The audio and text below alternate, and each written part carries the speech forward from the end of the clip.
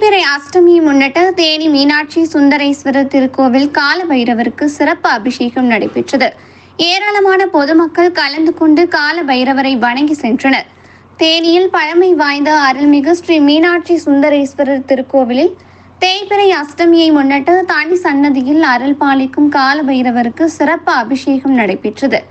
முன்னதாக கால பைரவருக்கு பால், தயிர், சந்தனம், பஞ்சாமிர்தம், தேன், பன்னீர் உள்ளிட்ட அபிஷேக பொருட்கள் கொண்டு சிறப்பாக அபிஷேகம் நடைபெற்றது.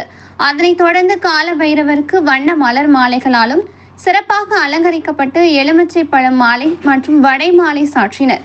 பின்னர் அலங்கரிக்கப்பட்டிருந்த கால பைரவருக்கு தூபம் காட்டப்பட்டு சோடச்ச உபச்சாரம் நடத்தி மகா தீபாராதனை, நட்சத்திர தீபாராதனையுடன் பஞ்ச கற்பூர தீபாராதனை காட்டப்பட்டது.